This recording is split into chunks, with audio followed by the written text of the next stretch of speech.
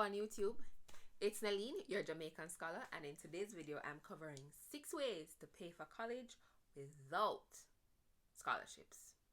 Now, in my previous videos I have been talking about the different scholarships that I was able to apply for and different ways that I was able to get funded. And so in today's video I'm going to talk a little bit more deeply about some ways that you can pay for school, especially if you're a graduate student, how you can pay for school even if you don't get any scholarships at all. So the first thing is something that I mentioned in a previous video, and that is assistantships. Now, you can either get a teaching assistantship or a research assistantship. Now, most of these are really graduate students that get them. And what are assistantships? Assistantships are part-time work within your school or department that come along with a waiver of your tuition. And the assistantship could be teaching, and teaching would mean either you teach a standalone class or you assist a professor with their class, or it could be a research assistantship where you are working under a professor on their research team. So you might be helping with things like data collection, review of literature, stuff like that with a research project. Now, the benefit of the assistantship, as I mentioned before, is a waiver of your tuition plus a monthly stipend. Now, what happens, as I mentioned on my previous video, is that your tuition at university is broken into two parts. There is the tuition, which is attached to the number of credit hours that you're taking, and then there are fees, administrative fees, facilities fee, technology fee, all of these fees. And when you are a teaching or research assistant, in most instances you get a certain number of credit hours waiver.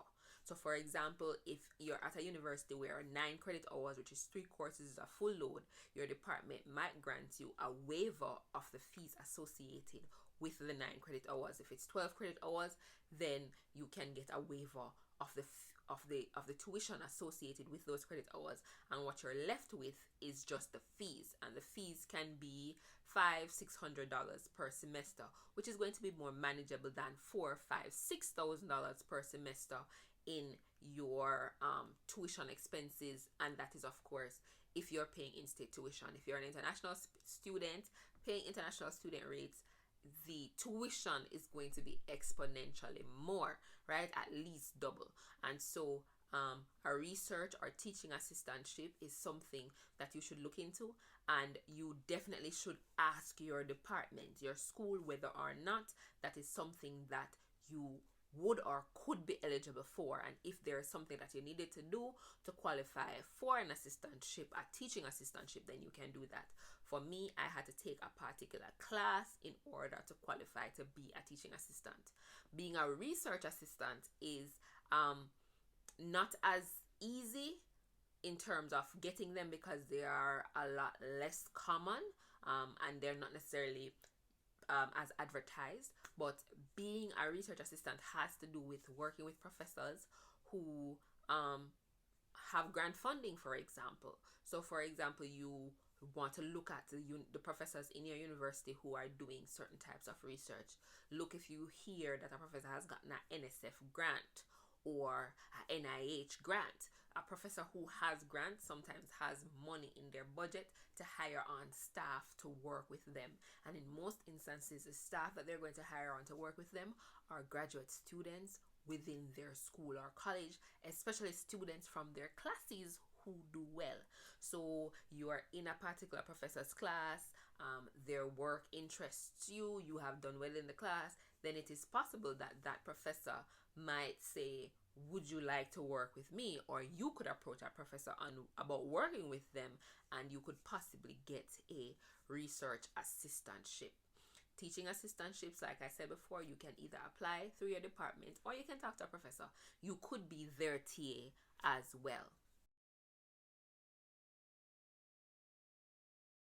The second way that you can earn money on campus is through tutoring. And tutoring is something that either undergraduate or graduate students can do. And you can tutor through student services, for example, because a lot of times through the students union or student services, they have tutoring services that they try to offer to students free of cost. However, the tutors themselves get paid, so it's like a part-time on-campus job. Or you can take on tutoring privately. No, I tutored like one person when I was in graduate school, and this was something I literally stumbled upon because this person was in my class. I was a teaching assistant in that class, but that person wanted help over and above what I was able to do as a TA.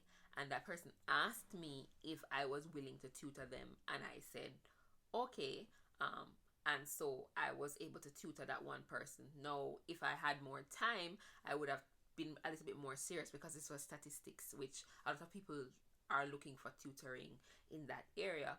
And so if I had more time, maybe I would have done more tutoring, but definitely think about doing tutoring in a subject area that is challenging, that you are very good at, like statistics. The third thing that you can do to earn money is a full or part-time job on campus. So one of the benefits of working in many American universities is actually going to school for free. So if you can get an administrative job at the university, then one of the benefits that you could possibly reap is free tuition at that school. Not only that, but you could also get a part-time job on campus, and a lot of times you might be able, through those part-time jobs, either one, to get some kind of tuition waiver, or to earn enough money to be able to pay your tuition. So most university campuses, especially if you're going to a big school like the school that I went to that had over 40,000 students, there are so many establishments on campus. So for example, the restaurants on campus were run through Aramark. So whether it's Starbucks, Chili's, Denny's, all of those, or like I said, working in offices on campus, that definitely. So working for the university will yield different benefits than working in the food establishments, because most times those food establishments are run by other companies, so you are probably going to be contracted to that company, so it's not the same benefits, but definitely being able to earn money, right?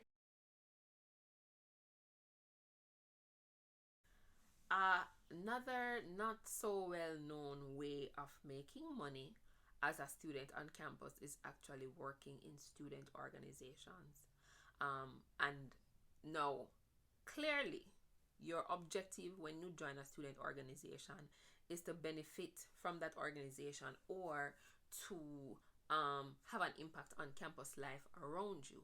But one of the benefits that tends to come with leadership in a lot of student organizations on campus is tuition waivers, and also some kind of stipend.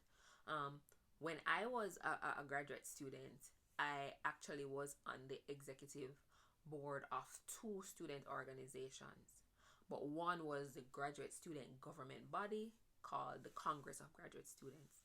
And I did not know that if I got into an executive position, I would get a stipend and possibly waivers. I had no clue.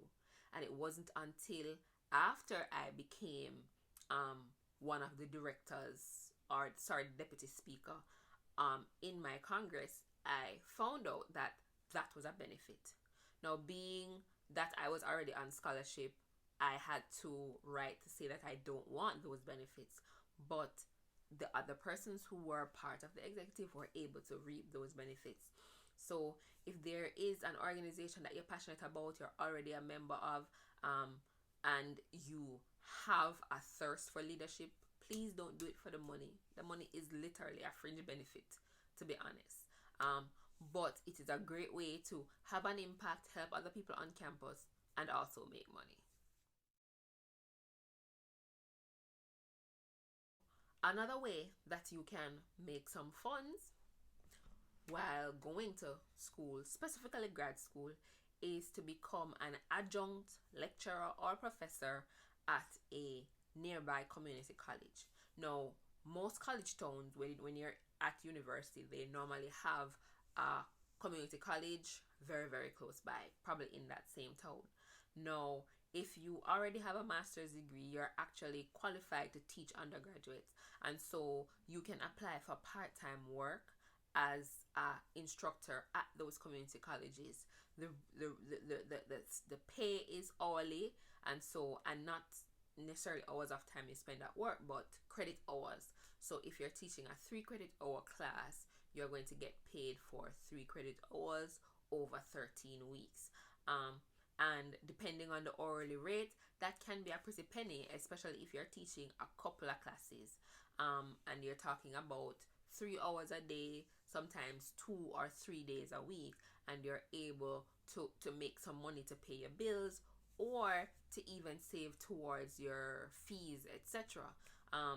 This is something that a lot of people do. They don't talk about it, but those are some of the ways that people earn money while they're in school, teaching at a community college. Depending on what your undergraduate and master's degrees are in, you're able to teach public speaking, you're able to teach basic writing courses, math courses, etc. Right? And it's a really, really good way of making money. I actually did that one summer.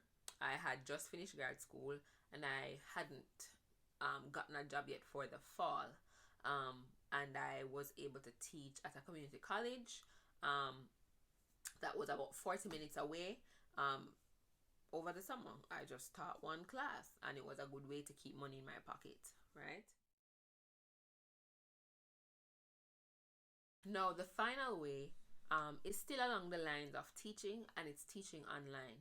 Just like the local community colleges tend to have vacancies, they always tend to have vacancies for these simple courses. You can teach online. There are so many universities online now that are looking for adjunct staff to teach remote or distance learning, and also even teaching English to students in foreign countries, right? That is something that is also available.